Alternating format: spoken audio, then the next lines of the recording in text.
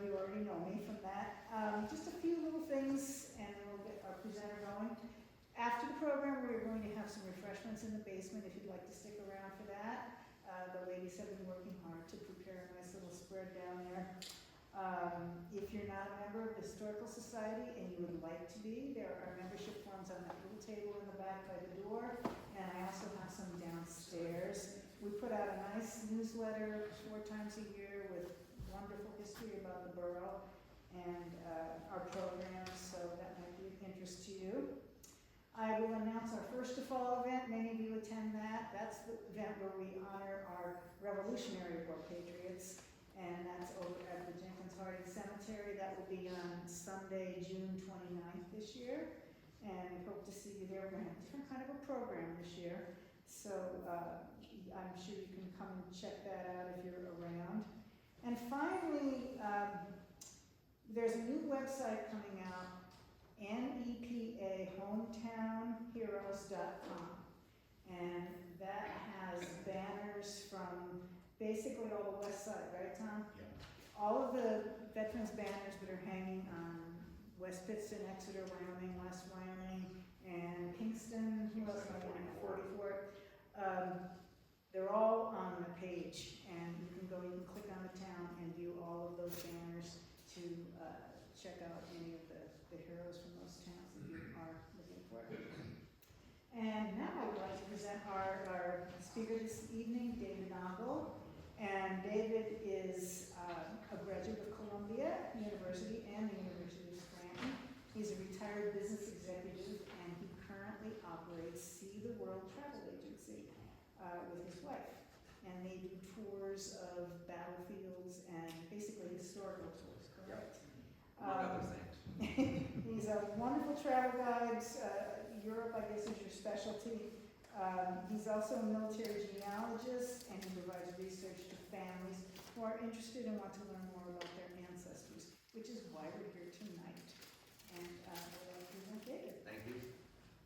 Much appreciated. And Mary said, I think we're having scallops with bacon wrapped and all sorts of good things. And she said, it will only be available if you stay the whole time. And I said, so you got to suffer through this or whatever the case may be for the next 3 hours. Okay, maybe just, I'm only kidding. Thanks again. So before moving to my first story, I want to talk a little bit more about my background or our background. And as certainly some of you in here know, as Mary said, we conduct World War II battlefield tours of Europe. And we do a couple things there. We have a focus in 3 areas. One is the Band of Brothers, because everybody knows about the Band of Brothers. Everybody's interested in it because of the miniseries. Number 2, we focus on the Pennsylvania 28th Infantry Division, which is our National Guard. Our motto is, roll on. And number 3, this is more important to me, we focus on the forgotten heroes from Luzerne County. So, a couple of years ago, I was interviewed by Nick Toma from DRE, and I said to him, what we are finding out is there are so many unsung heroes from our area that no one knows about, and they don't have a voice. And I said, Nick, that's my job, is to be their voice. So with that, I recently started working with an organization called Stories Behind the Stars. And what we're doing is we're writing stories about every one of the 420,000 odd American servicemen and women who made the ultimate sacrifice in World War II. 420,000. Now me, I'm tackling Luzerne County. And Luzerne County, we had give or take 1,500, and we're about 20% through that. And if you want to see some of our stories, if you're on Ancestry.com, is anybody on that? We're there. Fold 3, we're on there. You can read some of our stories. Now, each story takes about 2 to 3 hours to research and then to write. So, are there any folks here from the other side of the river? Well, even you folks from the other side of the river can figure out, it takes a lot of time and a lot of work to get this project done. So hopefully the project, you'll understand why I do it when I tell you this first story real quick. And if Mary, you can hit the enter key. This is part of the a wee bit more thing. So a couple years ago, I was down in the Schuylkill. Does everybody know what the Schuylkill is? Schuylkill County, so I'm a native. So I was down there talking to my friend Ed, and he knew that I was writing stories about people down there and other places. He said, you know, you should write a story about our friend Marie's father. And he said his name was, I'll just say Bill E. from Pottsville, okay? So I started doing the research, and I found Bill was a tech sergeant engineer, top turret gunner, who flew with the 2nd Bomb Group in Foggia, Italy. Now, Foggia, Italy, I think was made famous because of who actually was their TV guy, Archie Bunker. Remember that from All the Family? It's always talked about from Foggia, Italy. Well, that's where Bill was based out of. Now, Bill flew an incredible 54 bombing missions. 54. Now, Rick Atkinson, who's a great World War II historian, and he's written some really good books, he said 75% of flyboys never make it to 25 missions. He said if you're a gunner, it's 80 to 90% don't make it. Bill made 54. He was a lucky man.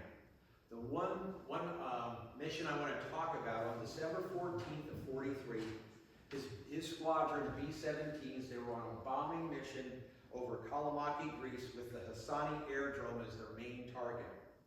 They encountered 20 Messerschmitt Me-109s when they got there, and an intense aerial battle happened.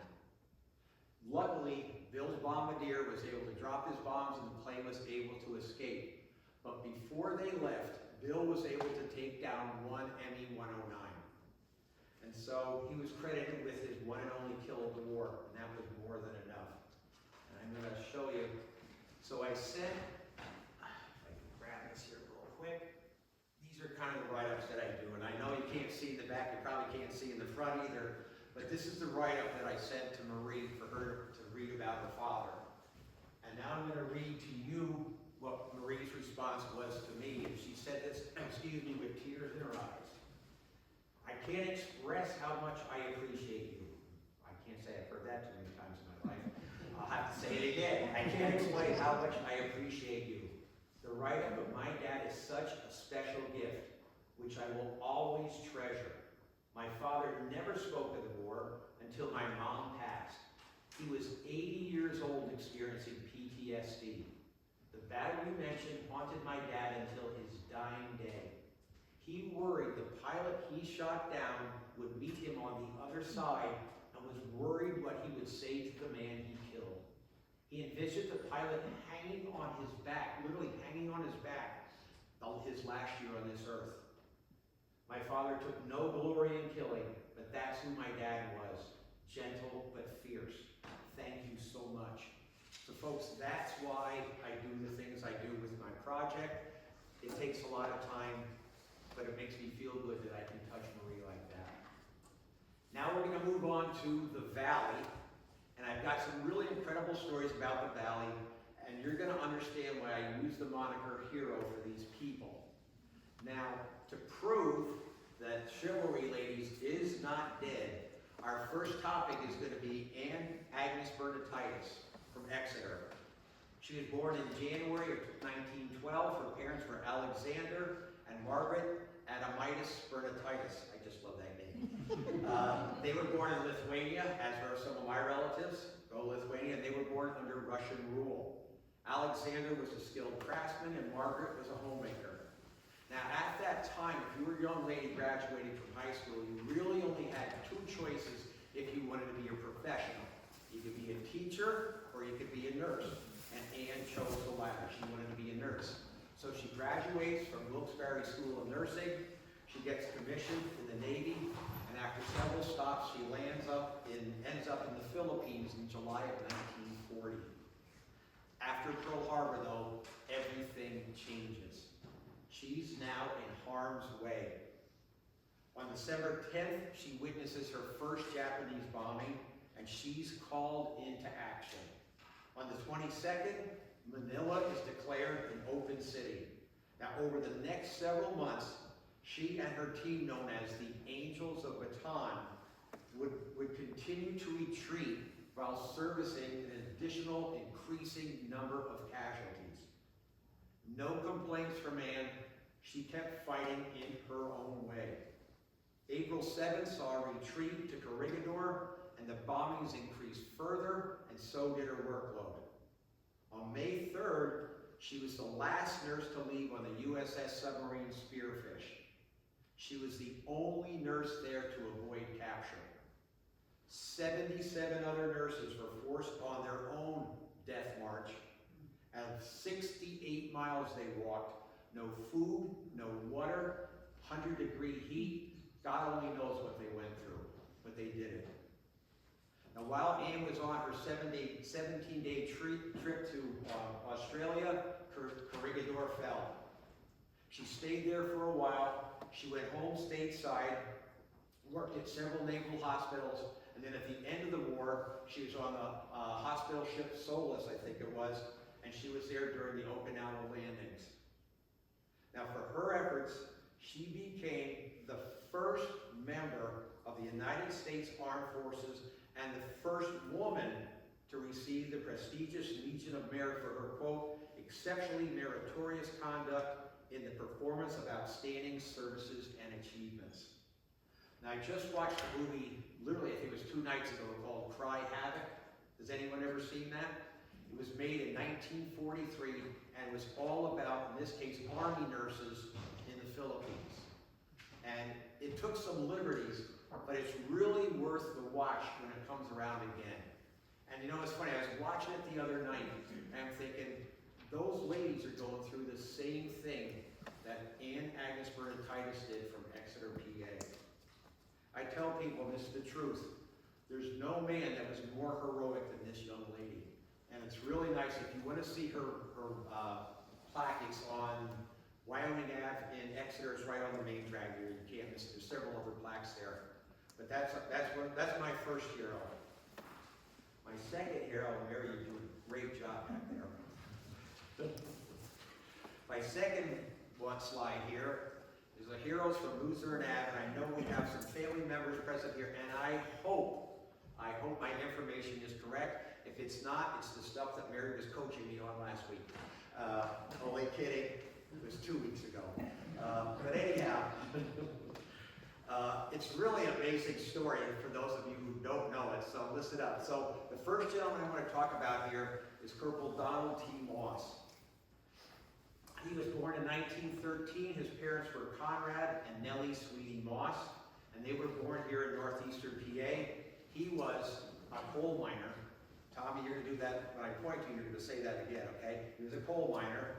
And then Nellie, she was a homemaker. And that's your job to say that next time. His older brothers worked in the mines as well, and had a sister who worked in a garment factory. He enlisted in September of '42, trained stateside, and then shipped overseas with the 80th Infantry Division, landing on Utah Beach August 3rd of '44. He was in combat almost immediately. Now, by September, the 80th had moved across France, and their job and their mission now was in September to cross the Moselle River. Mission accomplished. Donald's company is now tasked with holding, and I'm not sure how to pronounce this, but I think it's Mouche Hill, which is near Athol, France, which is about halfway between Metz and Nancy in France. There they held out for 3 days and nights. No reinforcement, no additional provisions, no extra ammo, and they encountered counterattack after counterattack after counterattack. Finally, on the 3rd day there, Donald was taken prisoner, and he would be a POW for the rest of the war. He was forced to go on a 350-mile trek, much of it on foot, to Stalag 7A in Würzburg, Germany. And there Donald would spend the rest of his war. The next gentleman on this slide, Frank, is Cater, correct? Cater. I was just testing him. Okay. So Frank was born in 1920, and his parents were Felix and Ursula Linus Keter. Both were born in Lithuania, with Felix Americanizing his name, and correct me if I'm wrong, from Alexis Kadiris, something like that. And he was a coal miner. Okay. She was a homemaker. Man, you guys are good. I've been taking every talk I have from here on out. Together they had 11 children, but sadly only 5 reached adulthood. Felix died of a heart attack in, I think it was 1930, leaving Ursula a widow at 45 and head of household. That's a pretty tough nut to crack, let me tell you. Frank enlisted in the service in Philadelphia in 1940. He trained stateside. Then in December of 43, he went abroad, and he was with the 454th Bomb Group. He was an officer. You can see he's a second lieutenant. And he served as a navigator on a B-24 Liberator, which was not a very popular plane among those who flew with them. He flew out of San Giovanni Field in Cerignola, Italy. Now on April 13th of 44, he was on his 13th mission. And he was in his plane, Mickey Finn, and I tell people, do not confuse that with the bar I frequented way too many times in Wilkes-Barre back in the day. But Mickey Finn was their plane, and it was shot down by German fighters as they approached their target, which was near Budapest, Hungary. Frank convalesced in a Budapest hospital when he had a broken leg.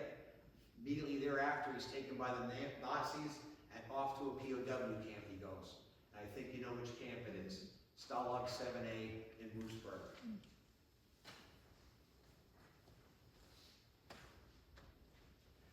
Moosburg, I tell people, is literally hell on earth for Allied prisoners. They were prisoners there from many different Allied countries, and on Liberation Day, which was April 29th of 45, there were 75,000 inmates crowded into this little prison here. Conditions there were absolutely horrible. Overcrowding, a lack of heat, very little food. The food they had no nutritional value, and of course these guys suffered from utter boredom. What do you do all day? Now I hope you're guessing what happened here. A chance meeting, which to me just totally defies the odds. And here's how Frank described it in a letter home. I first met Don Moss from Hughestown in a German prisoner of war camp in about February of 1945. In the morning or afternoon, when the guards let us go outside the barracks to walk around, a group of men from each compound would exchange information by shouting over the barbed wire separating us. One day, I heard a voice say he was from northeastern Pennsylvania, which led to a near Wilkes-Barre. And finally, the man said, West Pittston. Naturally, I asked him who he knew in West Pittston, and he called back Marjorie Melberger. He said she was his wife. I was amazed and told him Marjorie and I were classmates at West Pittston High School, and I even knew her brothers. What a world. Marjorie Melberger's name was bandied about in a POW camp deep in Germany in World War II. Now, Frank later married, I think his neighbor is Julie Starolis. I hope I pronounced that correctly. If not, that was the one Mary helped with. And together they had 3 children. He died, unfortunately, in 2004 after working many years for the Social Security Administration. Donald, on the other hand, Donald and Margie would go on to have 2 daughters, and I've met one of them here tonight. Actually, I've met 2 tonight, I think. But he would die of a second heart attack in 1970 at just the age of 52. His recovery from Moosburg was not easy. Upon liberation, he was sent to a hospital in France. And then when he was shipped home here, he was sent to a hospital here in the States. He lost a lot of weight while he was in the camp, and apparently he lost all of his teeth too. Interesting, the 2 couples actually double dated on occasion. Now here I'm entering an author's note here. I've actually been to Moosburg. I was there last year with our group and stuff. Actually, I think it was just me and George that were there. And it's still, to me, a very eerie place. It was like dead silence in the middle of the day. I got to walk down the same avenue that hundreds of thousands of POWs went. This is the avenue here today. This is the avenue in 1945. You can see it shoots down a very long way. Several of the guard barracks are still present in Moosburg, and here's one of them right here. Now, of course, they do not reference what their previous use was, and I think that's for obvious reasons. Now, Joris, our guide, and I did some researching, and we came to the idea that around this area here is where the American barracks were. That's where our guys would have been held. Now, what's interesting is So that would translate to here with the pictures. So, you know, George and I are standing outside there, and I'm thinking, here you have a modest home with young couples living there, and I'm thinking, I wonder if these people living here realize what happened here 80 years ago. The torture and the hell that American prisoners went through was right on the ground where their house is. I think, honestly, I hope they don't know, because I think it would be pretty traumatizing for them. But that's Mooseburg then, and that's Mooseburg now. Okay, now we're going to switch a little bit here. Mary, you sure you got that mouse thing working okay? Okay, girl. Wait. So we're going to switch a little bit. Now, Mary, I said we're going to talk about the Band of Brothers a little bit, right? So it doesn't take a genius to figure out how many Band of Brothers are from Luzerne County based upon this slide. Anybody want to take a guess? No? 4. There we go. Okay. All right. We sure everybody's from the west side, huh? Okay. So the first gentleman I want to talk about is this gentleman right here. And does anybody know his name? There we go. Can you now click on his, look at that. Oh. So let me tell you about Harry. Harry was a 37 graduate of Myers High School, go Mohawks. My wife was a grad as well. And Harry was actually a state diving champion in high school. He enlisted in the service in 42. He was originally with the 82nd Airborne, and then he transferred over to the 101st.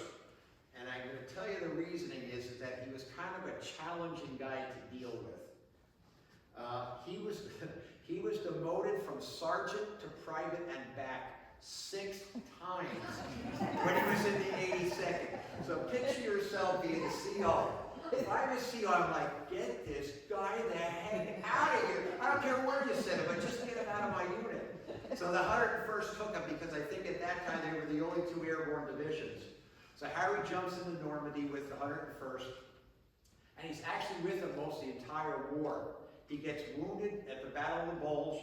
He recovers and is back with the 101st when they get to Hagenau. And he's actually in a really famous picture from Birch's Garden, the Eagle's Nest. There's 5 American officers on the veranda up there, and Harry is one of those 5 guys. If you go online, I guarantee you'll be able to find that picture. After the war, he did in fact marry Kitty Grogan, who he talks about. Everybody's familiar with the miniseries here, pretty close, Band of Brothers miniseries.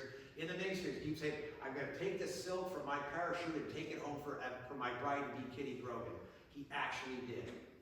And so she was married in that, and his nephew, who's a client of ours, told us that Harry's war largesse, which was pretty significant, is still held by the family in Wilkes-Barre.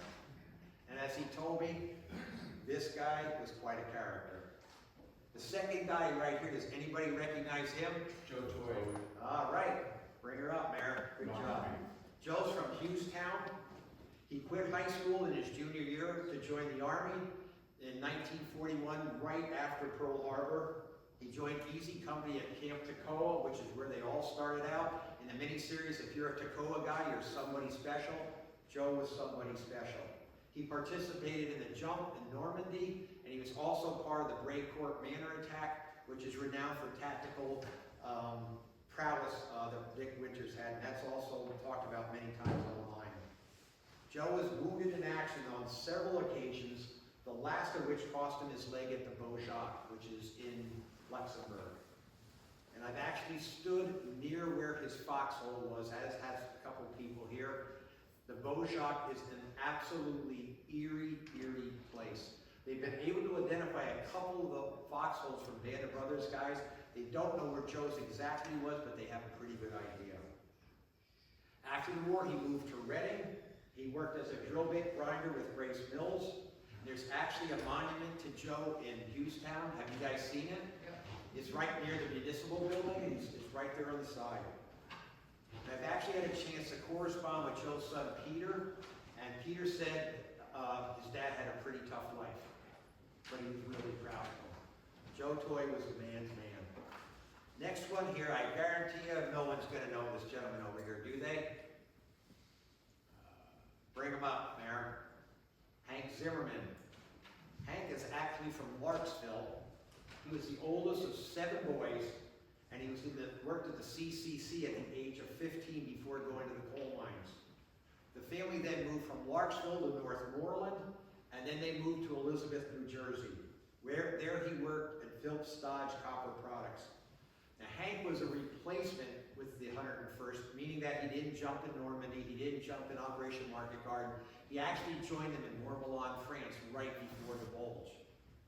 Now, I've seen some interviews with Hank, and one of the things that he noted, that when they were fighting in Bastogne, the temperatures there were 20 to 30 degrees below zero. And we're not talking Celsius, we're talking Fahrenheit. And of course, if anybody knows what happened in Bastogne, we were completely ill-prepared, both from the standpoint of munitions and clothing. These guys froze, but they still fought. After the war, Hank came back to New Jersey, worked again at Phelps Dodge, and then he worked at the Mars Candy Company. The last guy I actually just learned about myself recently, and you can click on him there, Eugene Roman. This guy's new to me from the Band of Brothers. He's actually from Tom Hicken, which is right by Hazleton. I think you guys might know where that is. Right after you get off the Yates by West Hazleton, it's right there. He joined the service in August of 42. He got his jump wings at Fort Benning in May of 43. Now, he was not an original Toccoa man, but he was with the 101st when they jumped into Normandy. He also participated in Operation Market Garden, which was the jump in the Netherlands, which happened on September of 44. He fought there for 3 weeks, the last week being on the island, as it was called. And what the island was basically is that you have the Wall River here, you have the Upper Rhine here, then they meet and they form the Rhine. That area in between there is called the island. I'm not sure why, because it's not an island, it's not landlocked or waterlocked, but it's called the island nonetheless. And the fighting there was just brutal. It was what I call a slog fest. It was rainy, it was wet, it was cold, it was muddy, and it was a stalemate. Nobody got the upper hand ever. Back and forth artillery went between us and the Germans. It was just not a place to fight. Eugene lost his life on October 8th, having been hit by an artillery shell when he was on the island. Now, all the guys now from the Band of Brothers have now passed on, but I was fortunate enough a couple years ago to meet some of them. I've met Buck Compton from California, Bill Barnier, Dave Heffron from Philly, Joe Lisnowski, who is actually from Erie, and Earl One Lung McClung, and I was able to get autographs from all these guys at various shows. And I've got to tell you, it was really a moving experience to listen to these guys talk, even though my time with them was so brief. They deserve every accolade they get. That's our boys from the Band of Brothers. We got, remember how many from northeastern PA and Luzerne County? We got 4. Let's go to our next slide, Mary. Our next slide is about one of my favorite guys, and it's Richard O'Malley, the Iron Major from Kingston, PA. I don't know, is anybody familiar with Richard's story? Wow, great, then you're gonna learn a lot. As I tell people, there's soldiers and then there's Richard O'Malley.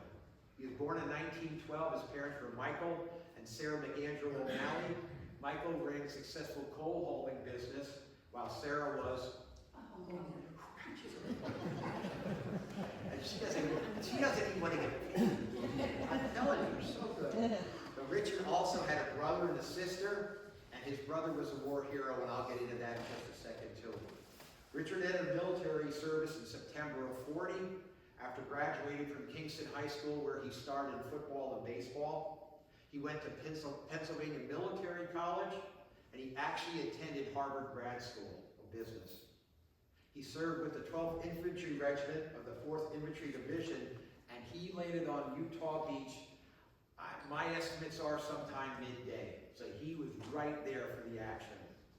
A few days later, Richard was promoted to Major, and he assumed the command of the 2nd Battalion on the 12th of May, or 12th of June. So a battalion at that time, I don't know, 750, 850. Long and short of it is, he commanded a lot of guys. Now, is anyone here familiar with the movie The Longest Day? I'm sure some of you guys have seen it. Brigadier General Teddy Roosevelt in the movie was played by Henry Fonda. Right. Brigadier General Teddy Roosevelt considered Richard O'Malley to be the best combat leader in the Army, period, for his fearless leadership and deep concern for his men. That's our guy from Kingston. Unfortunately, Major O'Malley was killed in action on July 16th near Saint-Denis, France, while he was leading his men through the hedgerows. He was wounded not once, but twice. Still fighting for their objective, he was finally taken down by a bullet from a sniper. Now, Major General Raymond Barton, who in the movie was played by Edmund O'Brien, I think it was, he was so moved by the loss of such a gallant leader, he ordered the mass firings of 3 volleys from the 4th ID's artillery and mortars into enemy lines. This was the only time in World War II that this honor was given to a member of the 4th ID. And that's Richard O'Malley from Kingston. And sadly, Richard's brother Thomas, who was a captain with the 2nd Armored, he was killed in Normandy as well a month before Richard. Now, if I can get this page here. Now today, as I said, there's a memorial to Richard near Saint Denis, and of course, it's our backdrop here. That's the memorial to Richard, for him and him alone. And so a couple years ago, they were dedicating it, and his daughter gave a little speech, and I'm only going to read part of what she said, but it's pretty touching. My father is more than a name on a cross. He was a handsome Irishman who was born in the small town of Kingston, Pennsylvania, a coal mining area. He was 6 feet tall with coal black hair, piercing blue eyes. I don't know too many Irish folks that are black hair and blue eyes, but I guess there are some. He had a great sense of humor, outstanding athletic ability, and keen intelligence. These abilities, coupled with his military education, made him a fierce, dedicated leader of men. He was fearless. As one soldier said, and this is not my grammar, he was the fightingest man I ever saw. He stood out from all the rest. His flamboyance was clear in battle and in peace. In the States, he drove around towns and camps in his red Packard convertible, so I think he had a couple dollars. When he walked down the street, people turned around and stared at him. He looked like a movie star. I named my firstborn after him. Now, as I said, I've been to this monument a couple times. What's that? Where is it? Saint-Denis, France. My French accent's not very good. Saint-Denis. Not that better? Now you know where it is. Okay. And it's really a fitting tribute to the guys. And sadly, the last time he was there, our guide Colin Taylor, who some of you guys know here, he and I used to banter back and forth a bit. And we had this conversation that I'm going to try and recreate. And he was getting, after 3 days of being with us, Colin was getting a little tired of hearing about guys from Luzerne County. So our conversation kind of went like this at the end. Dave, like, yes, Colin. You know, in all the years I've been guiding, you're the only man who's ever asked to see this memorial. You know, it was a bugger to find. I'm like, I know, Colin, but you know where he's from. Oh, Jesus, Dave, don't tell me he's another soldier. This is exactly the Luzerne County, Pennsylvania. And I'm like, you got that right, Colin? He's from Kingston. So then Colin comes over and he puts his arm around me. He's like, you know, Dave, there are other heroes from America other than those from Luzerne County, Pennsylvania. And I'm like, really, Colin? There are? He's like, Dave, you're killing me. And that was the end of the conversation. But at least Colin, I'm telling you, if you knew that guy, he is a piece of work. But that's how our conversation went. But this is really a great memorial, and I hope if anybody gets a chance to go to Normandy, they get to see that. The next guy I want to talk about, and Mary's going to have to forgive me because I'm leaving the valley, sort of, and I'm going up to Old Forge, if that's okay. And we're going to talk about, and this is a funny story, at least I think it's funny, it's about Bernie Dacco, the fearless flyer from Old Forge. Is anybody familiar with Bernie's story? Good. You'll love it. He was born in May of 1920. His parents were Charles and Anna Dotko. Both of those folks were born in Poland. When Bernie was just 5 years old, his mother passed away. And as a kid, he always wanted to be a flyer. So he joined the Army Air Corps in early 1939. And Bernie was actually at Hickam Field during the bombings of Pearl Harbor. He achieved, though, and they would say, why did we get a guy here from Old Forge? Well, Bernie achieved national acclaim for his bombing run on Berlin, March 7th, 1944. And then sadly, just 2 days later on another mission, he was shot down and became a POW for the rest of the war. Now the story, I'm going to read a story because it's too hard for me to memorize all this, but it's as told by his crewmen. And this was all kind of cobbled together many, many years ago, so if it doesn't make sense at times, just bear with me. But it's, to me, parts of it are just funny as heck. So this is at a fortress base in England, March 8th, 1944. After being reported missing in action, the irrepressible crew of the Flying Fortress, Little Willie, showed up at their home station laughing and joking about their madcap trip home from Berlin yesterday. Skimming chimneys down the main streets of German towns and never more than 100 feet off the ground, they roared between two church steeples and went down the main street of one town so low the bombardier yelled to Bernie, "Look out for the curtains." He was nuts. They whistled and waved at a young German girl cycling down the street. Now there's a surprise for 19, 20-year-old kids. In one village, and they shot up all their ammunition at a German defense unit on the Dutch coast. Adventurous Little Willie is piloted by none other than First Lieutenant Bernard M. Dotko of Old Forge, Pennsylvania. They were over the heart of Berlin when a propeller went out on one engine and a supercharger on another one was knocked out by flak hits. The wounded ship fell out of formation and was immediately attacked by two German fighters. Tail gunner Robert H. Halflin of Madison, Wisconsin, set out such a hot stream of bullets the Nazis broke off the attack almost as soon as it started. Then the fun began. To keep from being attacked again, Dotko pointed Little Willie's nose down to the ground to 50 feet above ground, where he leveled off and started playing tag with ridge poles. Watch out for the curbs at one place, Lieutenant William G. Kelly of Burlington, Iowa, the bombardier said. I had to yell, "Watch out, you dope, you're gonna run into," and then his commentary kind of runs off. Coming over another city, we were flying so low along a road, we came upon a man riding in a cart, related Lieutenant Glenn Cedarston of Minneapolis, the navigator.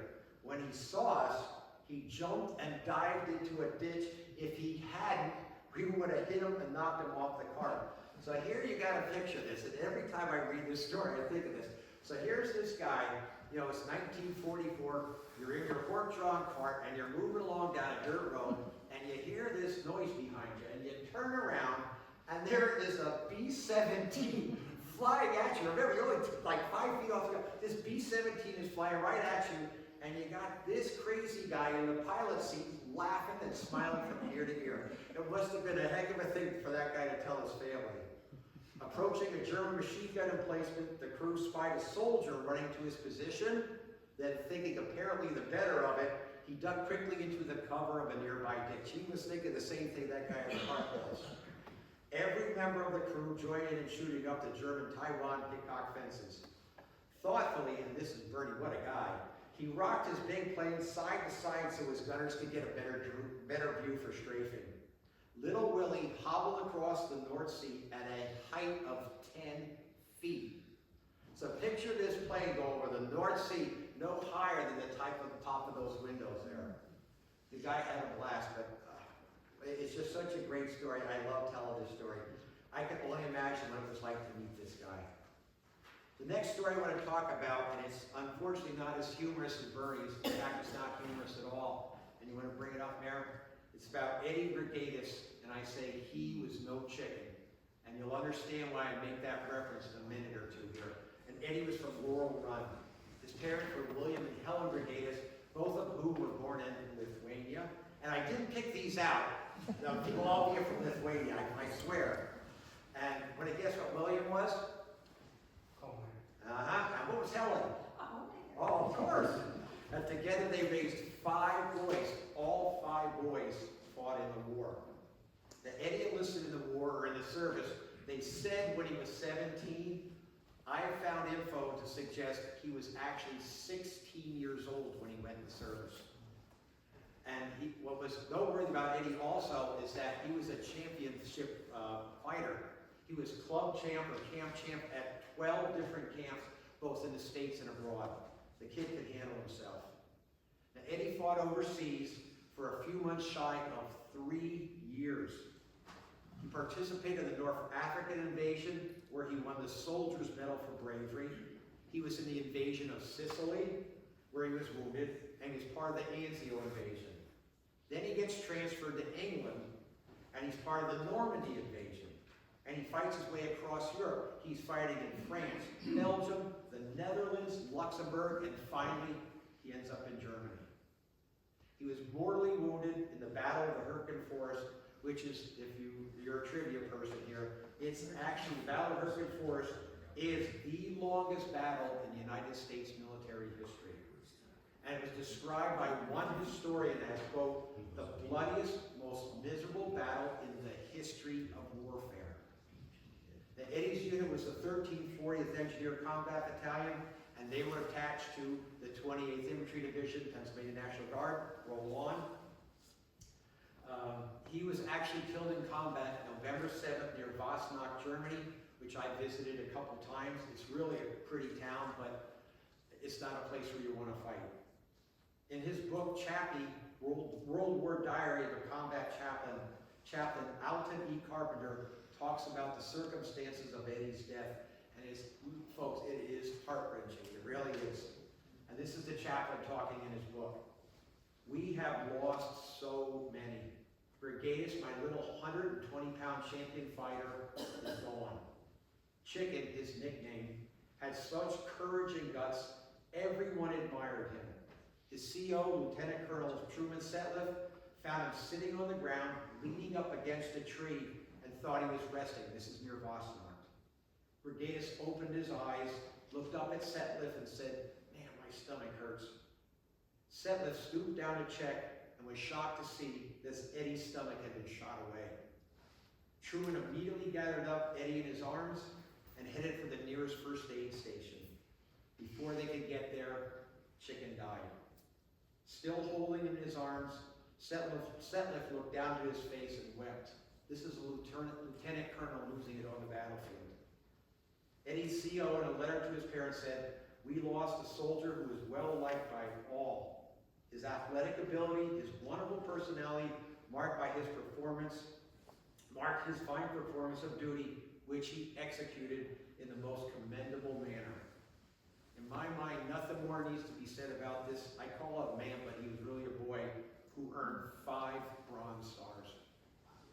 And this actually, before we go to the next slide here, this is the Hürtgen Forest right outside of Wassenach today. And this is one of the bunkers that's there. They've left a lot of the bunkers there in the forest because there's just no reason to take them out. It is one dense forest, I can tell you that, folks. It's one place you don't want to be on the offensive. You sure as heck want to be on the defensive, which is what the Germans were. Now we're going to move to, we can get our next thing up, there we go. Now we're getting more germane to the topic here of being our West Siders. We want to talk about boys from the West Side. Now, like I said, I think West Pittston had 35 men, and don't hold me to that exact number, who made the ultimate sacrifice in the war. I've been able to get a fair amount of information about these guys and a couple others. If there's someone's name that's on this list that you want me to talk about, I will gladly do it later. But in the interest of time and my shrimp wrap with bacon and other hors d'oeuvres, I don't want them going cold. We can talk about it later. But from this slide, I wanted to take out 3 compelling stories to tell you all about. You want to go to the next one, Mayor? I want to talk about these 3 guys. Is anyone familiar with these folks?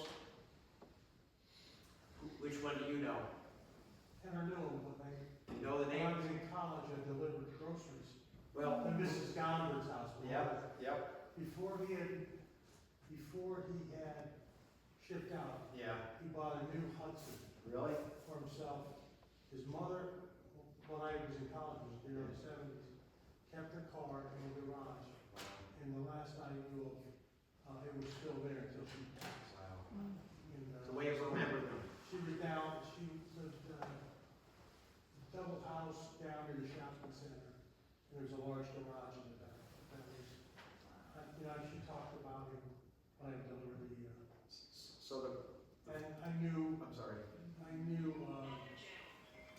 Peg Gallagher, my mom's good friend. And I knew her son Blake. So the first guy we'll talk about here is Robert Gallagher. He was in the U.S. Navy. He graduated #1 in his class from the Naval Academy.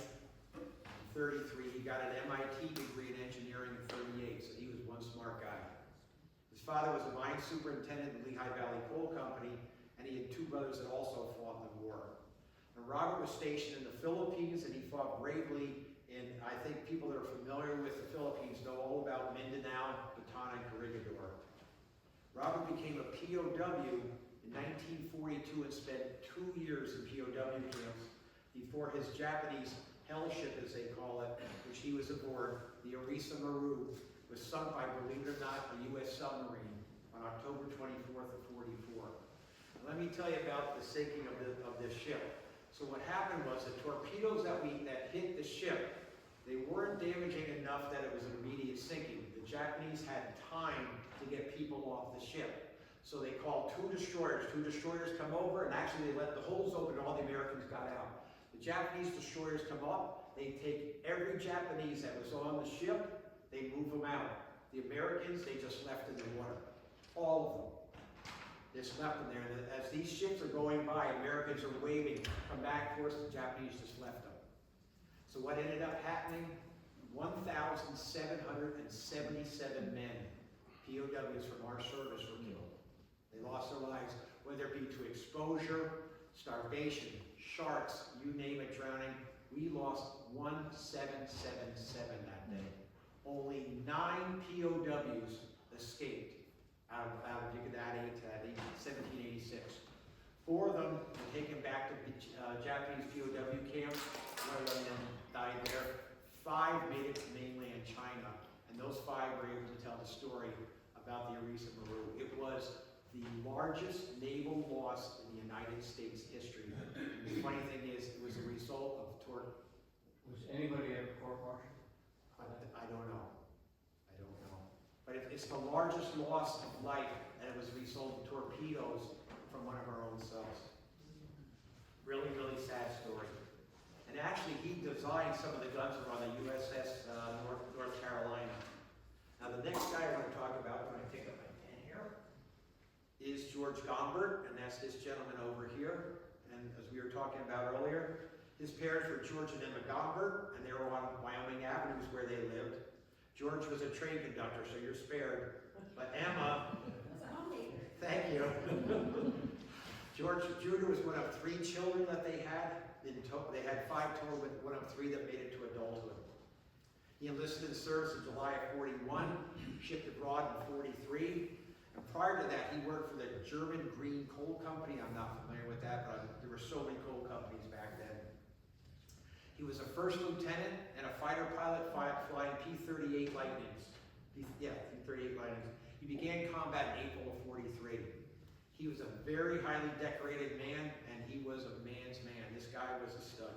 He received a Distinguished Flying Cross, an Air Medal with three oak leaf clusters, and a Purple Heart. Now, in February of 44, he took off from Sterling Airfield armed with bombs, and he was on a dive bombing and strafing mission over Rabaul. His P-38 was last seen at 1,320 hours, about 20 miles south of New Ireland, the island.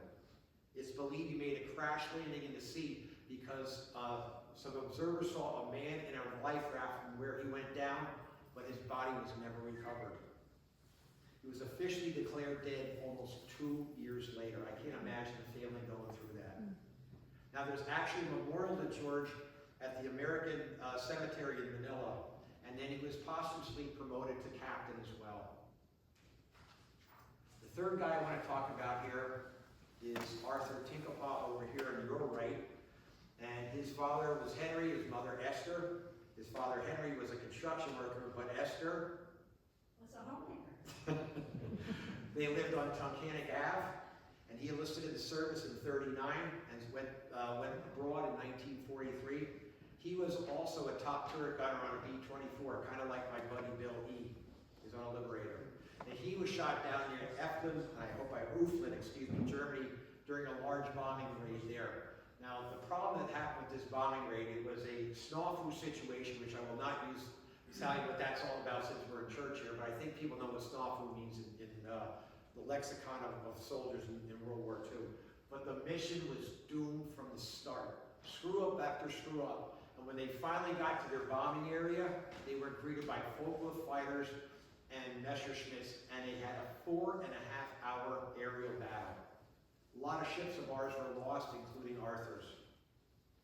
He also was highly decorated. He had a distinguished flying cross, an air medal with 2 oak leaf clusters, and a good conduct medal. He left behind a wife and a daughter who never knew him. Now, my write-up of Arthur is in fold 3. You can go online and see it. Also about Arthur, there's a guy, and I hope I'm getting this right, and I can check if someone's interested.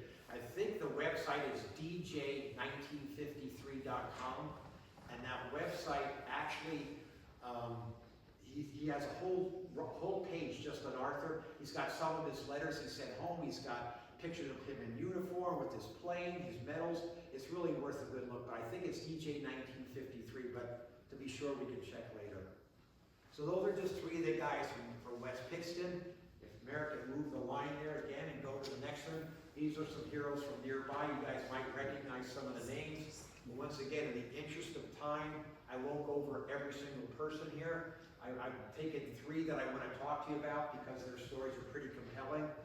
And if Mayor will take us to the next slide, these are the 3 guys right here. The first gentleman I want to talk about is Elio Manini, and his name is on the monument down in Wyoming. He was born in 22, and his parents were Peter and Esther. And you guess what country they're from? They were born and raised in Italy, and they emigrated here. Where did Peter work? Coal mines. You know where his wife worked. Surprisingly, she's a Homemaker, there we go. Everywhere I go, you're coming with me. He entered the service in November of '42, and he was actually a replacement with the 1st Infantry Division, the Big Red 1, which is probably the most storied infantry division in the U.S. history.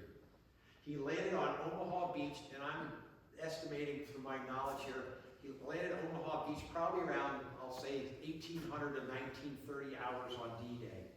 And you can go online. He landed at Fox Green. You can go online tomorrow, any day, and there are maps everywhere that show exactly where Fox Green is.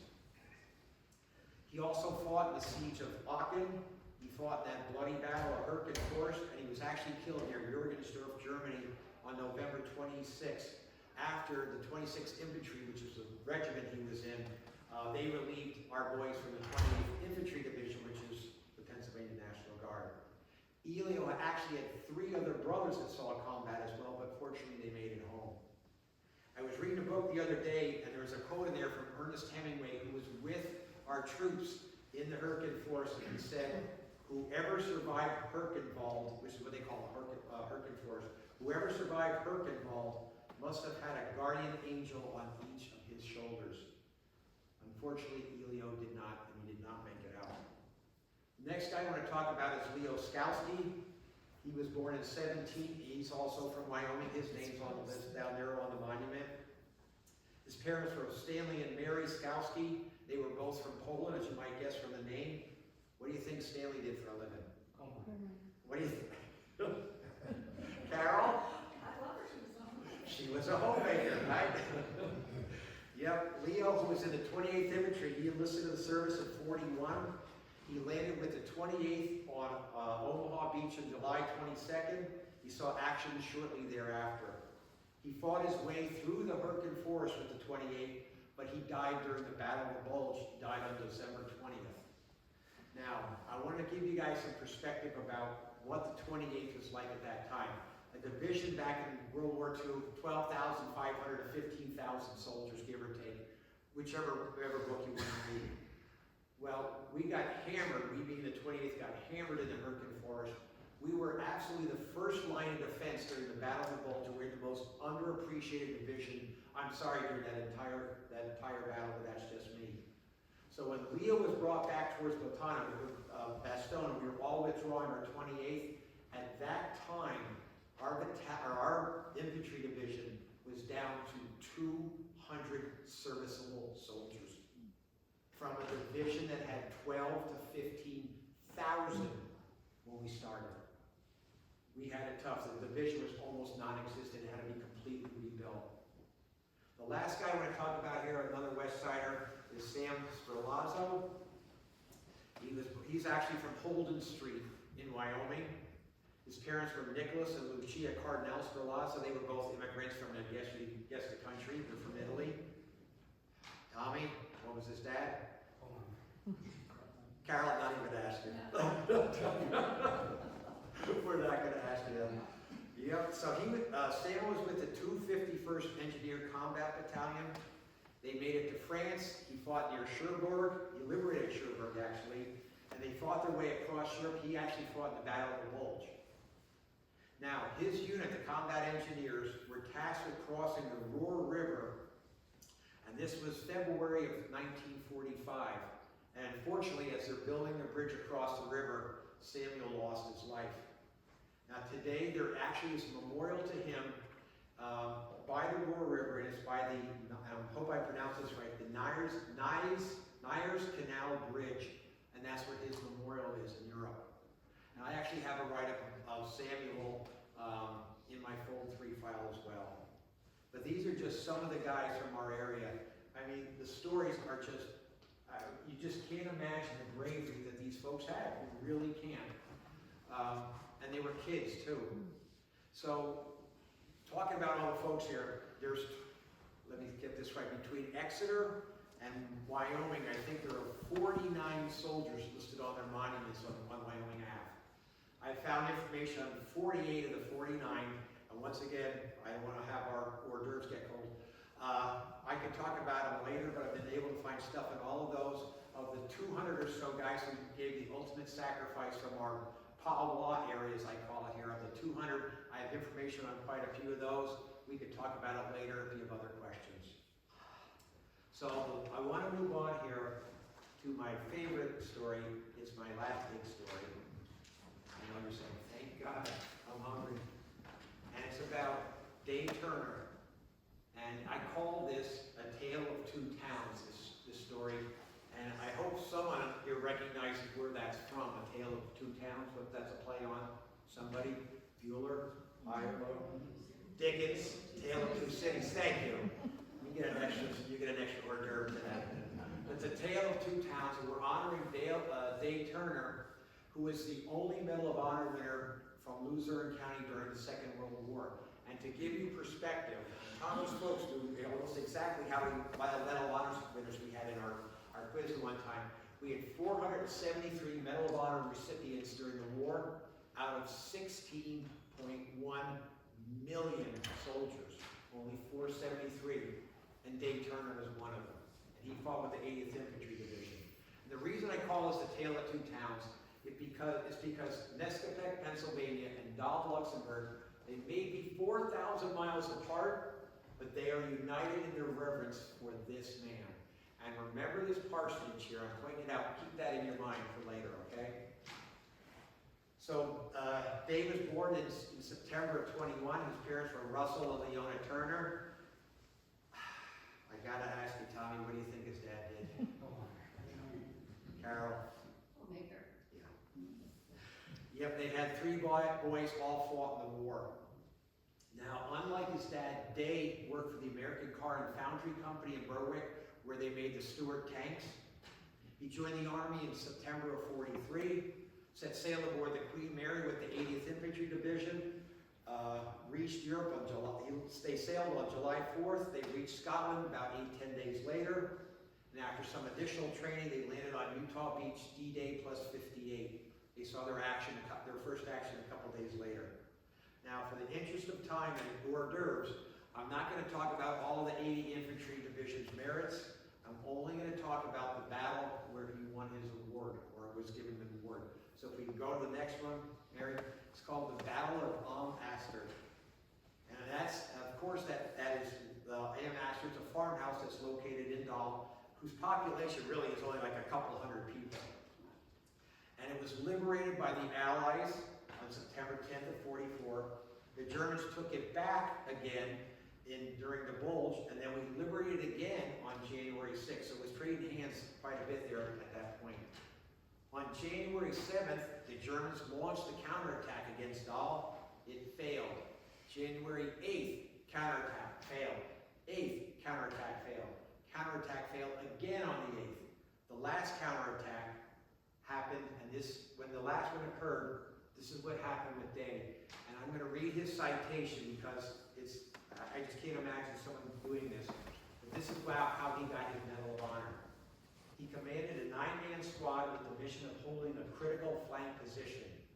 When overwhelming numbers of the enemy attacked under the cover of withering artillery, mortar, and rocket fire, he withdrew his squad into a nearby house, determined to defend it to the last man.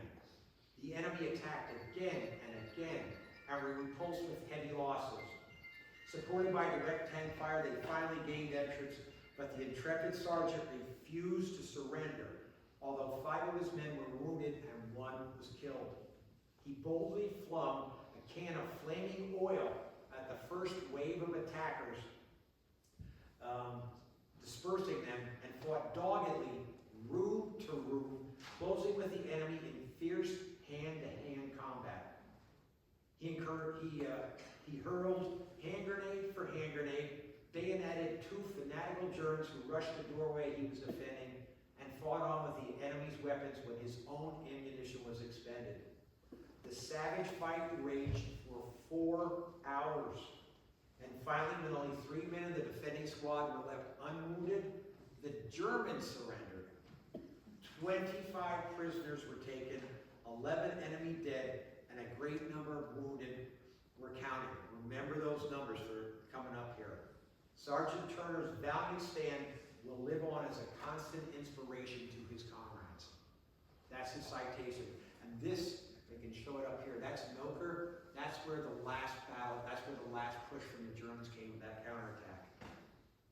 Now, unfortunately, he died in action on February 8th, literally 1 month later, and his mother, Leona, would be the one who would get the Medal of Honor and receive it on his behalf. Now, this is where it gets really kind of funky, at least in my mind. So we go to the next slide here, and I call this a chance meeting with Monique in 2022. And some people that are present in this audience were at that location with me. I'm going to spoil the stuff here, okay? So, in 2022, Dahl was on our itinerary, but neither Joris, our guide, nor I knew exactly where the memorial was.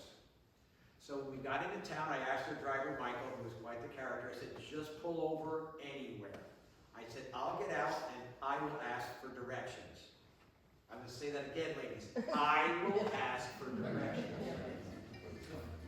So I got out of the bus, and behind me was, I don't know, maybe 10, 15 people, all our group. And so we're walking down this narrow lane, and this lady comes out of her house with her little dog in tow, and she asks us where we're going, what we're doing.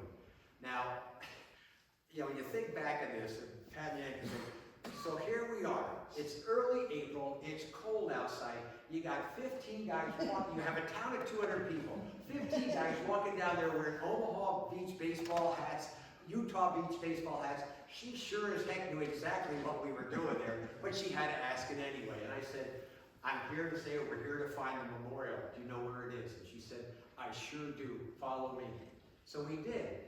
So then she introduced herself as Monique Learners, and after exchanging pleasantries, we told her about our group and how we wanted to honor Dave Turner. When we arrived at the memorial, she asked if she could tell us a little bit about Astor. And so she said, you see, this lady came out of her house up the street. She goes, you see this farmhouse? We're like, yeah. She goes, that's my family homestead. She goes, my mother and grandparents were there the day of the battle. She said on the night of January 7th and January 8th, the Germans bombed our town. And they felt the best place to seek shelter was was the cellar of our farmhouse. Then when the bombing was over, and now this is where the story between her and her sister kind of go back and forth. She says her mom stayed there, her sister says they left. I'm going to believe her sister saying that after the bombing they found shelter someplace else. Then after the battle, they came back to their house to find it heavily damaged. Now as we continue to talk about the battle, and I have this here, Monique said to my wife Karen, "Are you from Wilkes-Barre?" Now remember, we're in Dahl, Luxembourg, 4,000 miles away. She goes, "Are you from Wilkes-Barre?" Now, usually in our relationship, there's one person who has a very difficult time hearing, and the hearing he does have is somewhat selective, as I've been told. But Karen says, "Excuse me?" And Monique asks again, "Are you from Wilkes-Barre? You know where the hospital is." And we were not mistaken. My wife Karen said, "My God, that's my hometown. I was born and raised there, and I still live close by." Now a big smile comes over Monique's face, and she says, "Please wait here just a minute." So she goes inside the house, and out she comes. It's really hard to believe. Out she comes with a 1992 edition of the Wilkes-Barre Times-Leader newspaper. This is in Dahl, Luxembourg, and there you really can't see it, but there's a picture with her mother and her sister. They came to Wilkes-Barre in '92 to honor Dave Turner when they dedicated the mural to him. Amazing.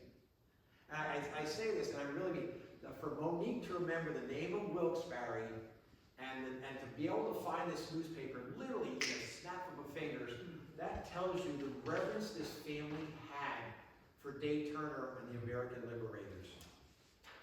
So, and we can stay on this slide one more time for a little bit yet. So now when all this is happening, everybody wants their picture taken with Monique. Now there's and the newspaper, but here's the problem. See all these hands around the newspaper? It was really windy that day, and this paper is blowing all over the place. And our fear is, oh my God, this lady's treasure is going to get blown away or torn to pieces. And so we're like, hurry up, get a picture, get a picture, get a picture, get a picture. So we all got our picture with Monique in the newspaper, but it's just an amazing, amazing story. So then she said, "Well, follow me to the back of the house." And that's where Mary, we're going to go to the next one. And actually, this is the picture of the mural. If you've been to the VA, if you go up the stairs right near the elevators, on the wall opposite the elevators, that's where these murals are. And that mural is a really good representation of the farmhouse. So let's go to the next one here.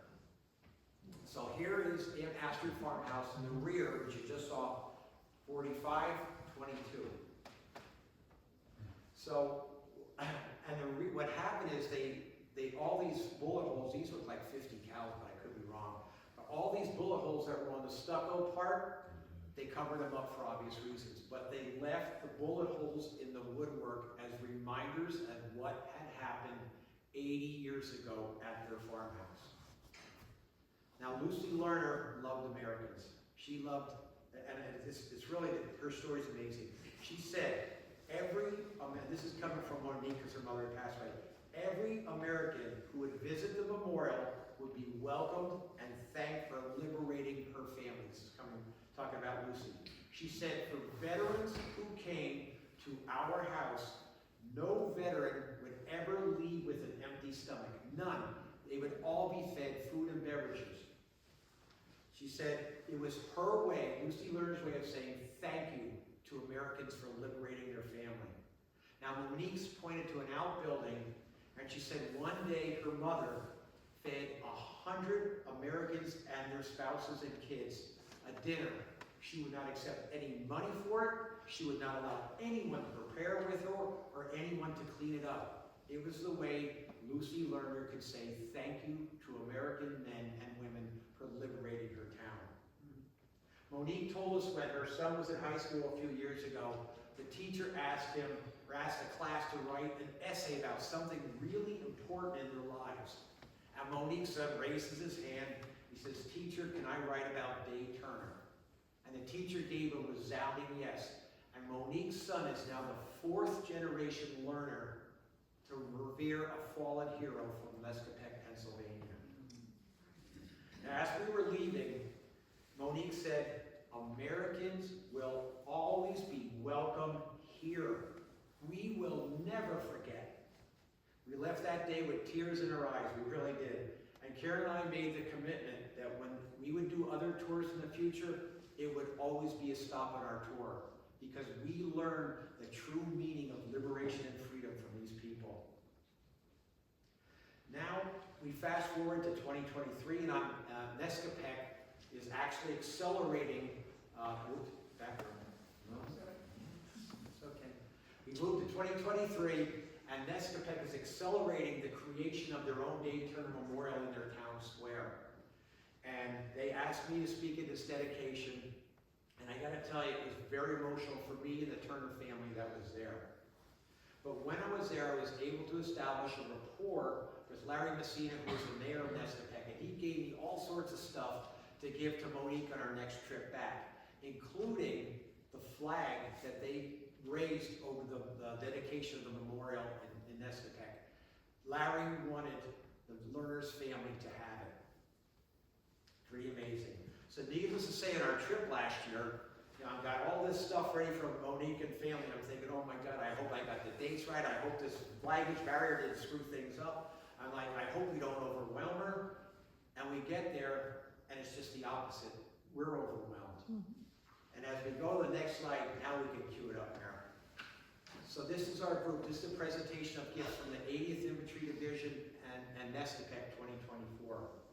So when on our visit last year, the weather was really poor, as it was for a lot of our trip, unfortunately, and it forced us inside. So she opens up the garage door, and there, oh my God, there's tables of beverages, homemade pastries. I call them party gift stuff she had for us. She had her own Dave Turner memorabilia table. They were ready for us. It was overwhelming. And so we also got to meet, so this was Monique, who we met in 22. This is her sister Danielle, who was with Lucy at the dedication of the mural at the VA. And then we also met, and I gotta make sure I get this right for my two Christian buddies here. Christian Pettiger, who's this gentleman over here. He is a prominent, as he said, prominent Luxembourg military historian, guide, researcher, and collector. And this gentleman right here, Christian Wagner, he's a quadriga, and that's a Luxembourg military group dedicated to restoring retired military vehicles. Like I said, Monique had this table set up, all this for us to see. It was a great time. We exchanged story after story. We laughed, and we cried a little bit too. Now, before leaving, Christian Wagner, this guy right here, he asked if he could speak to our group. And I think Karen has it recorded on her phone. I have little bits and pieces on mine. But his speech is just a punch to the gut. It is heart-wrenching. He tells of his uncles who were forced to fight the Americans, who, as he said, they didn't do anything to us. But the Germans said if they do not shoulder arm against the Americans, they would be shot on sight. His uncles survived the war, though, and they vowed to always honor Americans because they were not their enemy, but their liberators. And at their passing, Christian promised both uncles that he would continue their commitment to the Americans, and he has more than kept his promise. Now, as Christian's giving this speech, I'm looking around, and every one of us is just, tears are flowing. It is right from the heart. This guy, you can't imagine his I don't want to call it patriotism because he's not American, but his love of Americans. The next day we visited Luxembourg American Cemetery, and yes, folks, we were there to see Patton's grave, but more important for us, we were there to pay our final tribute to Dave Turner. And Carrie, you want to bring up our next slide here? Thank you. So we arrive at the cemetery, and I meet the caretaker, one of the caretakers there, and her name's Lucy too, ironically. And she asked me if we have a wreath to present at the grave. And I say to Lucy, why would I do that? And she goes, don't you know that you need a wreath at the grave for us to do a ceremony? I'm like, no. And so I started using my 42 years of sales experience. I was like begging her, and like Lucy, she's like, all right. She goes, we'll do a ceremony.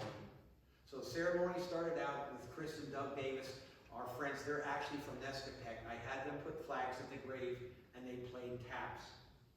At the end of the ceremony, they played the Star Spangled Banner. Not a dry eye in the place, and it wasn't because of raindrops, I can tell you that. Now, as we're leaving the cemetery, and this is, my stories, the reason I tell you these, it's like, I can't believe these things actually happened, what they did. So we're leaving the cemetery, and Lucy comes up to me, and she goes, you know, there's another side of Dave Turner most people don't know about. And I'm like, hello, you're looking at one. She goes, I said, can you try to tell me? And she's like, you don't have to sell me, Dave. I'm telling you, I'll send you an email. I'll tell you all about it. And so she sent me an email, and it's about a fellow 80th Infantry Division soldier by the name of Ike Reppes, and he's that gentleman right there. His story is incredible, too. See, Ike was a cold cracker from Scranton, like the rest of us. He was also in the 319th, and he fought at Dahl at a farmhouse, just not Amherst. But Ike explained that they were engaged in hand-to-hand combat in Dahl, resorting to throwing hot coals from their stove at the Germans when their ammunition ran out. Now, remember in Turner's write-up, I was talking about the 25 prisoners and all those wounded guys. Remember I was telling you guys, remember those numbers? Well, after the battle, Reppes and Dave Turner went out rounding up prisoners, and they spotted a young German kid about, I'm going to guess 15, 16 years old, leaning and sitting up against a tree. And now, rather than shoot him, which this kid thought they were going to do, they literally picked him up and they cradled him to that parsonage that I showed you earlier by the church in Dahl. That was our aid station. And that German troop, that German fighter, was treated there, and he actually went on to live a very long life. And his name was Horst Przybylski. I hope I'm pronouncing that right. 60 years later, he contacted the U.S. Veterans Friends in Luxembourg, seeking to find the two guys that had carried him to the aid station in 1945. Obviously, he found one. He found Ike. And Przybylski, upon meeting Reppes, said, "Thank you for saving my life." And Reppes' retort was, "Thank you for saving my life too." And Przybylski said, like, "What did I do?" And I said, "You missed." And so they became friends. But Reppes, later on in the article I was reading, Reppes described Turner as, quote, "a gung-ho guy." He was a good soldier and a likable guy. I watch a lot of Library of Congress interviews, and Robert Harmon, another guy in the 319th, described Turner in his LOC interview as, quote, "a tiger." That was our man from Nescapec, Luzerne County, a tiger. Now, one last item regarding Turner. After everyone had left the farmhouse this past year we were there, it was just Danielle and I there, and she grabs me by the arm. And if you want to bring up our next slide, this is what Danielle said to me. She goes, "If you ever see Dave Turner's family, please tell them we will never, ever forget. We will never forget him." This family loves this man and what he did for their community. The last story I want to tell you is really quick, and it's about Frank McClellan from the 28th Infantry Division. What was our motto? Roll on. Frank was a tough military policeman. This is his story where Frank kind of breaks down a bit. I got to read it to you. Somewhere in France, in a little village, I can no longer remember its name, my section was halted until further orders to move up. The village was badly damaged by the battles that had taken place. The villagers had hidden in caves near the village and now were returning to what was left of their homes. As some of the villagers approached me, I noticed a young girl about 13 years old.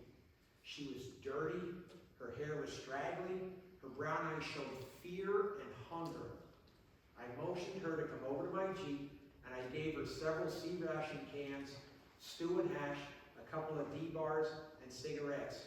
In my bad French, and my French is worse than Frank's, I think, manger pour famille, chocolat pour vous, et cigarette pour papa.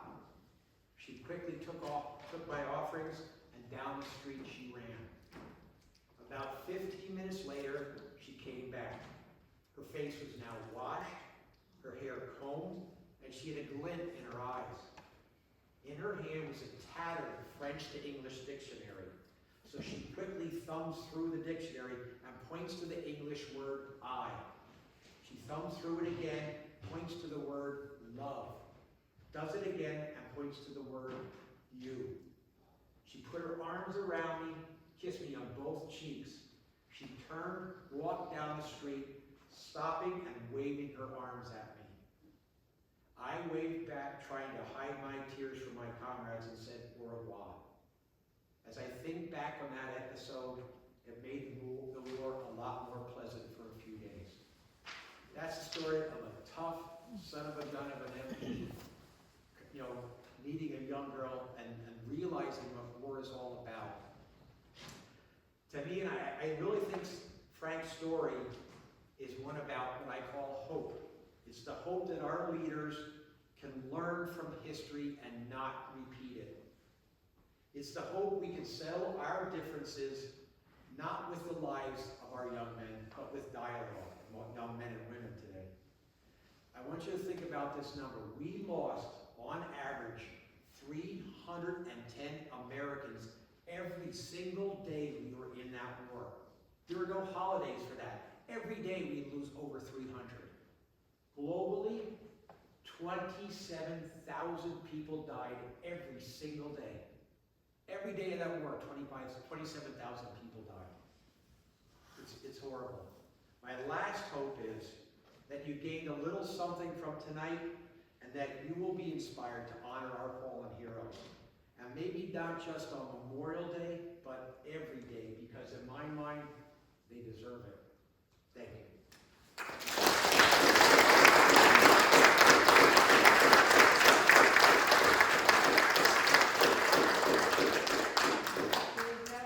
That was absolutely incredible, just bringing to life the stories of these men and women. It was truly an amazing presentation, and we thank you for coming tonight and presenting differently.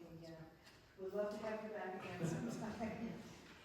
As long as I can bring Tommy and Karen, I'll be okay. They have to come with me. And Tommy's appetite's a lot better, bigger than mine, so make sure you're not extra food. Absolutely. I'll invite everybody to, if you want to go downstairs and have refreshments, I don't know if you want to answer questions. Ask questions, I've been in sales 40 years, I don't know the answer, I make them up. We actually have a picture, I found some information, and can you just do the... Yeah, because I'm getting blinded here. Yeah. Not the next one, I had another story, but I think we kind of ran out of time, I don't want to tell it, so Okay. just go through Karsten, So you want me to go? go past Karsten, that one. Does anybody know who that guy is? Anybody live in West Pittston for a while? There you go. Who is it? You gotta hit the that's right, I'm gonna hit the enter key there. Yeah. There we go, Robert Van Campbell, West Pittston. And his story is pretty incredible too, I won't get I can These tell are you. his, you need to speak about him. These Well, are and his all right, let me see where I have his paperwork. grandchildren and great grandson. Where did I put it?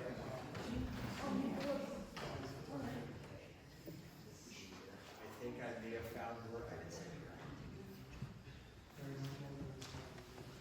There we go. Very organized, you can tell I just opened his bag.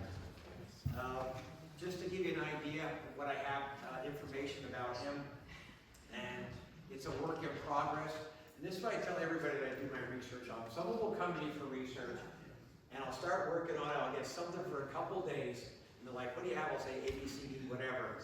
And then a week later, they come back, what do you have? I said, I haven't gotten past A, B, C, D yet, because what happens is, there's only so much I can find online, and eventually I'll have to start going out to Kansas, to the Eisenhower Museum of St. Louis, and actually I'll be going down to College Park, Maryland next month, where they have repositories of information. So there's only so much you can get online. I've learned to be able to dig pretty much, but here's a story about Robert Red Campbell. He entered the service in December 15th of 42, discharged May 5th of 47. He trained stateside until, I think it was 2 days before Christmas in '44, and then he shipped out, and he was abroad fighting until June 5th of '45. Actually, he wasn't fighting, you'll understand why. He actually received the Bronze Star in 1949, if my memory is correct here, for what they call exemplary conduct in the Rykukas Islands campaign for action April 15th of '45. Those islands are, I'm trying to picture Japan here, I think they're the southeast of Japan, and Okinawa is probably the most recognizable name of any of the islands there. He was wounded in the Battle of Okinawa on May 13th, where he lost both legs above his knee as a result of his wounds. Now the following is an excerpt from a press notice sent out from Okinawa by the Army. Sergeant Robert Campbell, 216 Susquehanna Ave, West Pittston, saw fierce fighting in Karamo, Retso, and in Hiroshima in Rikukas. I wish he would have fun now. A lot easier places to pronounce the names. On the Shima, Campbell had moved his 8-man squad up and through a village to a crossroads, which was an important objective. At that time, hidden Japs opened up on the squad with machine guns and rifles, wounding 3 of the squad members. Campbell quickly regrouped his men and ordered an intensive return of fire on the Jap position. The enemy refused to expose themselves to this hail of steel, enabling the squad with their wounded men to return to comparative safety in their own lines. Campbell's a member of the 10th Army and the hard-hitting 77th Infantry Division. Now, after the war, and there's actually a picture, it's online, of Red in a hospital bed, and obviously he lost his legs below the knee. There's a picture of him smiling ear to ear. And I guess he had a pretty good disposition, all things included.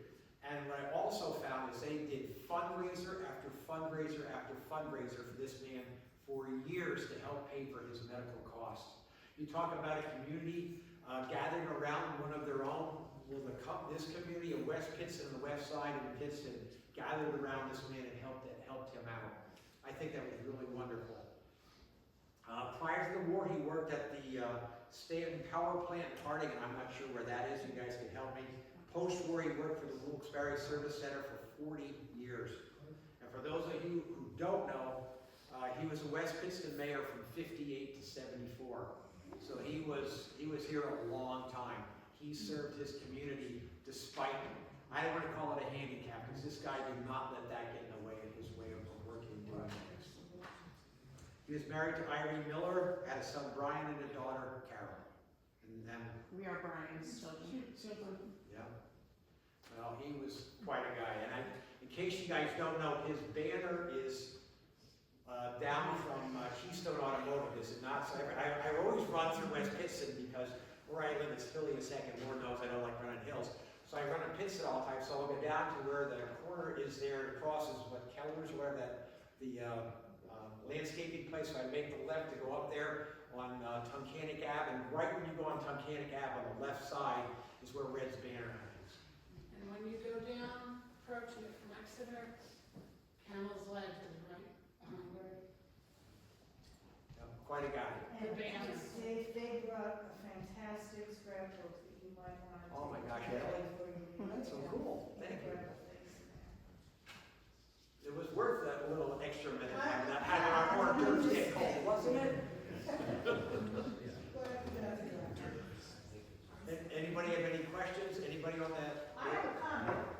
Ann Bernatitis, you mentioned about what you could do being a teacher or a nurse. She was also a teacher.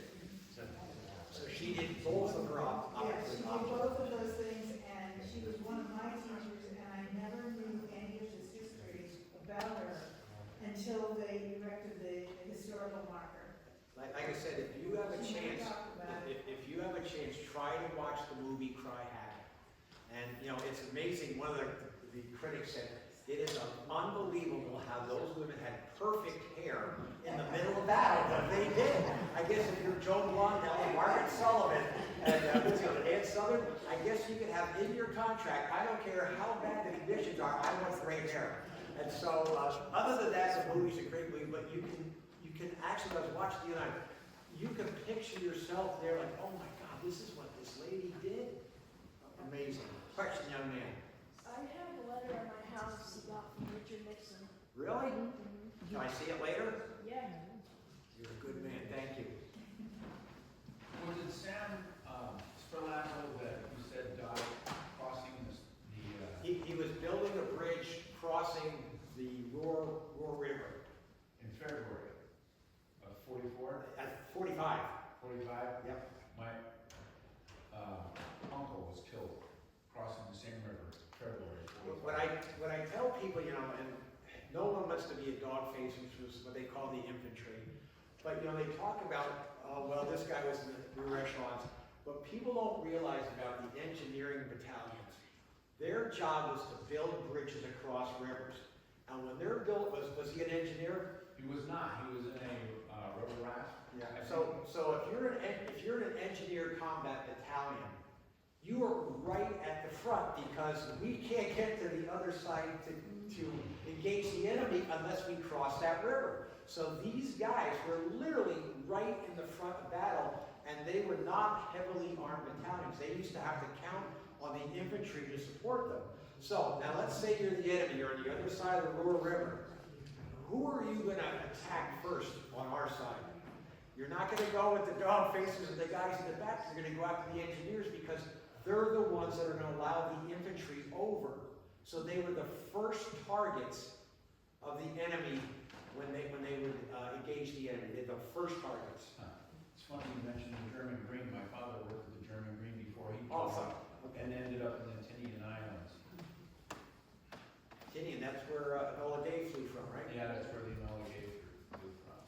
He was also on Okinawa, but he was in Seabees. CB's is construction battalion, right? Yes. CB. Yep. Any other questions? Good to go? All right. Thank you All so right.